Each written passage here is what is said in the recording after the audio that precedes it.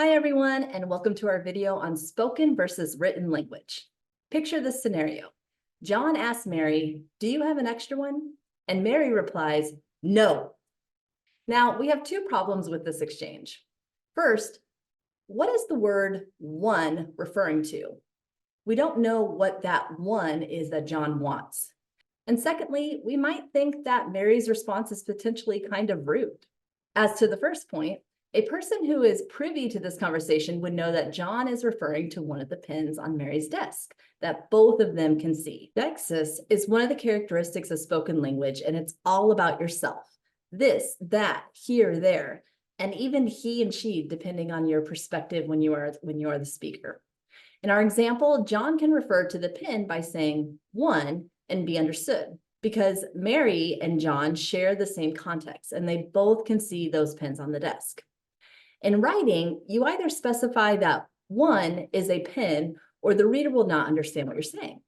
As to the second point, a person who witnessed this conversation would see that Mary is smiling when she answers John's question, and that his intonation makes it clear that he is teasing her. As a matter of fact, he didn't need to borrow one of Mary's pens.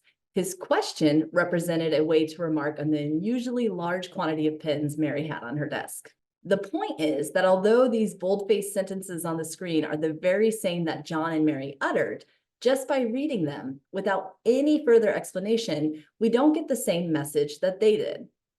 This happens because speech and writing are two different means of communicating with language that have very different characteristics.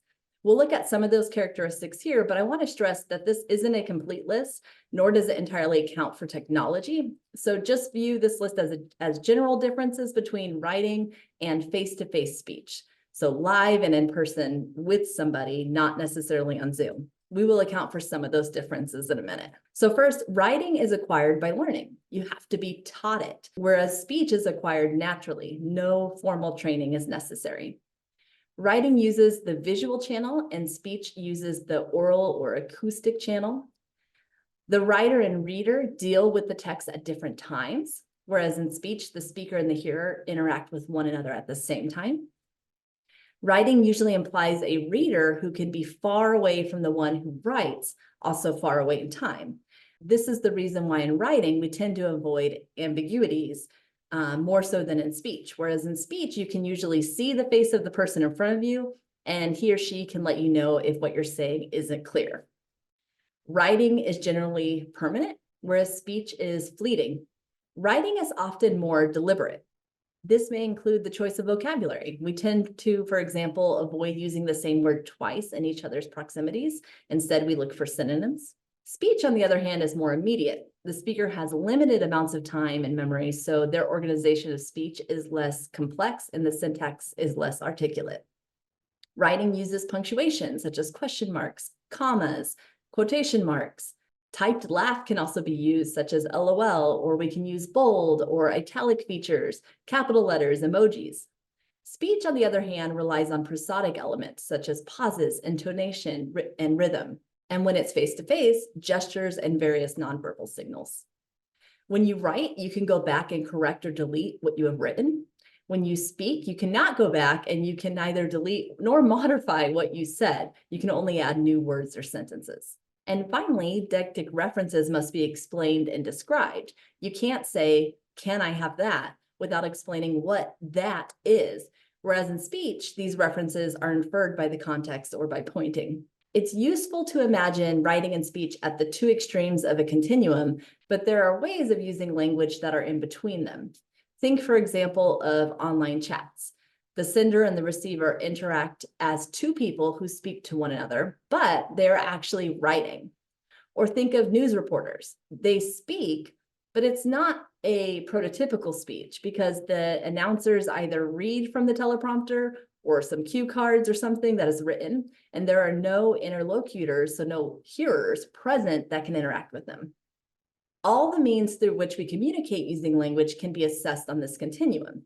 Some means, such as handwritten letters, fall further on the writing side and match closer to the different characteristics of writing that we just covered. A thread, which is Instagram's version of Twitter, also falls closer to writing, but it's not necessarily limited to all the restrictions of writing. such as being permanent. You can delete it. A voicemail leans closer to speech and meets many characteristics of speech, but unlike live, spontaneous, face-to-face speech, such as being in class, having a classroom discussion, voicemails can be edited or re-recorded. And they're not necessarily experienced in real time by the listener because they're listening to it later, just as a person who receives a letter reads it much later than when it was composed. So let's tie this all into grammar by just looking at a few examples amongst many on how grammar differs between writing and speech. We've already talked about how speech versus writing impacts deictic expressions, such as how we can or cannot use pronouns like this and that. When we look at speech versus writing, they also seem to follow different rules. And I use rules in quotations because there's not necessarily a handbook, but rather basic social conventions and norms.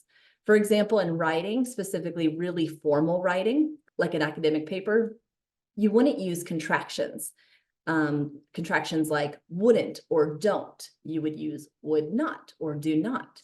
In writing, more people and even spell checkers put more stress on whether you should use who or whom in a sentence, whereas speech, we don't expect the use of whom at all, and its use would be seen as pretentious. Researchers also found that writing versus speech impacts how we use the plural. For example, it was found that in writing, we would use the structure there are. So there are 12 months in a year, which is grammatically correct for standard English. However, in speech, we would more likely say there is 12 months in a year, or even there's 12 months in a year. The bottom line is that we favor certain constructs in writing versus speech. To add to that, in speaking, we rely on less complex structures. For example, in speech, we can easily understand the sentence, "It is amazing that the human brain can use language." Whereas in writing, we're not necessarily shocked to read a sentence like, "That the human brain can use language is amazing." Both sentences are grammatical, yet one, the speech instance, is simpler and quicker for the brain to decode. I don't want to dismiss formality as being a big factor in how we write and speak. I gave the example that in formal written speech, we avoid contractions, but we all know that in a text message exchange, we expect contractions. For now, I want to stress that understanding how speech and writing are made up of different characteristics, especially grammatically, is a good starting point for improving your linguistic flexibility. I know many people report wanting to learn grammar in order to improve their writing skills. Part of that journey is recognizing that grammar can look different in varying contexts, whether it's speech or writing, and whether it's formal or informal. And as speakers of English, you implicitly know there's a difference. Here, we're just challenging you to move that knowledge to the conscious level. That's all for now. See you next time.